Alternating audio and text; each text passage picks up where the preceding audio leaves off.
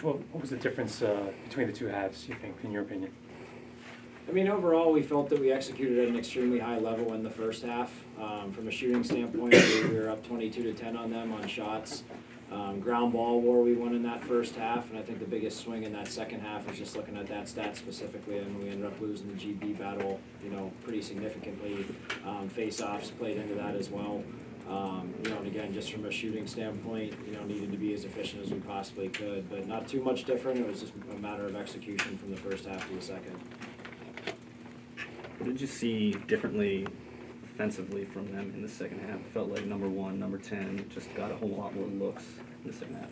Yeah, I mean, we got exposed off ball a little bit. I mean, at times we kind of veered from the game plan with what we were looking to do with those guys. And, we know that they can do a great job throwing skip passes and throwing over top of the defense. And they kind of stuck to what they were doing. I don't think there was too much different on their end. They just executed at a higher level. And, again, we needed to do a little bit better of a job of just sticking with the game plan there in that second half. And early on, it kind of felt like you attacked from X and found a lot of success there. Was that something you guys saw on film? Yeah, it was. I mean, we wanted to go at the two-man game a lot. Basically what we had said going in from an offensive standpoint was we were going to try to get our quick opportunities when they did give up number advantages. And then once we settled into 6v6, we wanted to slow things down and attack the two-man game either from up top or behind. And, we had the success from behind early, so we kind of ran with that a little bit more than doing it from up top. Yeah, what was working defensively for you guys in that first half? The first half, I just thought we were clicking. We went on a run for a bit, and that kind of relaxes the defense when the offense does work. We didn't play much defense, and then going into the second half, they got more offensive possessions than that first half, which really killed us in the end. Probably Zach or Jimmy, the last week and a half or so has probably been a pretty wild ride for you guys. What do you kind of take away from the experience of making a tournament and the ups and the slight down here at the end? I mean, it's definitely been an awesome ride. I mean, the worst part it's just not getting to be with his family anymore. We had such a close group of guys, and it's been a special season, that's for sure. So really just these last 2 weeks, haven't had school, just been trying to enjoy every moment and soak it all in, but haven't really had too much time to step back and reflect because we just kind of had that move forward attitude and keep facing the next challenge. But yeah, it's been a fun ride. I'm sure we'll take some time to reflect on it soon. I'd like to piggyback off that if I can for Coach. I know it's always been a professional and a personal ambition for you to get to coach in May Madness. Today you got to do it. Just what was it like to be here and have your family here and get to live that dream? Yeah, it means, to have my family here, that means everything to me. So, my wife and daughter certainly put in as much effort as we do to be on the road with us. So, to have these experiences and share them with them is pretty awesome. As far as, the team goes, it's just, we say it all the time. As coaches, we get to do this for a long time. For these guys, when you're playing, you only get 4 years to try to do it. So just so proud of the work that they've put in. They've earned every ounce of success that they've had this year. So just pretty special to see the work pay off for guys that I think are certainly very deserving of success. So it's more about the work that these guys have put in throughout the year. And a follow-up question, speaking specifically to the success you had at the beginning of today's game, what were some of the things you think led to that success?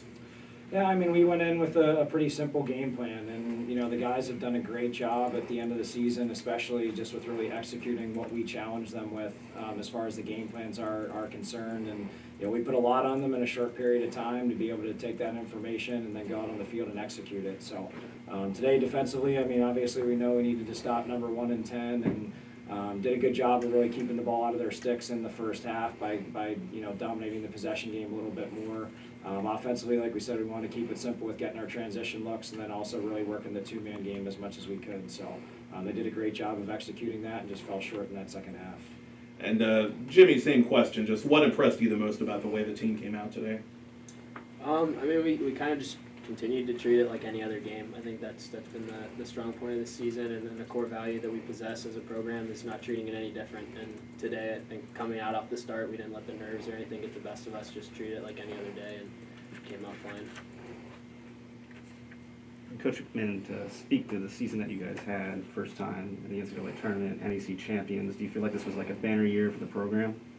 Yeah, on paper, I think it's certainly been noted as one.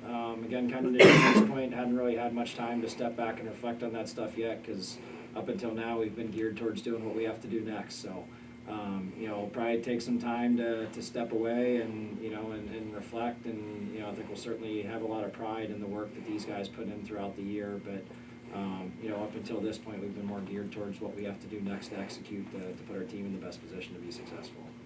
Zach, from what you were able to tell in that third quarter, what was the biggest difference just working around Connor Kelly? It seemed like you just able to find the net a little bit more frequently than you did in that first half. Yeah, just give credit where credit's due. He's a good player. In that first half, I thought we were shutting him down a bit, and then he started to move more offensively off ball. And he was finding lanes, just getting open for that time and shot, and that's how he ended up getting the ball in the back of the net. Coach, I don't know if you buy into moral victories, but how much encouragement can you take that you had the #1 seed on the ropes? Yeah, I mean, that's what we had said to these guys. Is anytime you go into a situation like this, there's obviously a little bit of a question mark of kind of the way that things are going to go. And you know, that's what we said in the locker room after the game, is these guys certainly proved themselves that they can compete with the best. You know, and made the comment specifically that, you know, people probably thought the team that came out of this game, meaning Maryland, would end up going on to compete for the national championship again. And for us to be in the position that could have been us to knock them off today and you know, kind of take their seed moving forward, you know, just hats off to these guys and the work that they've done to be in this position. For the players, when you guys got up near the end of the second half, your fans were behind you, your people were rocking. Can you talk about your fan base, what that felt like coming on the road with must have been busloads of fans? Yeah, having those fans is huge. It definitely helps with the momentum swing. Just getting that, just getting a goal or a big play, just having them rooting behind us brings energy through the sideline. Sideline energy brings it throughout the field. So Yeah. that definitely helps. Yeah, that was awesome. Just having the family and the alumni base, and Coach pointed to it after the game about just the alumni and the support we've had from them throughout this process. It's been awesome because those guys have kind of paved the way before us, and we wouldn't be here without those guys. So it was awesome to have them here and supporting us.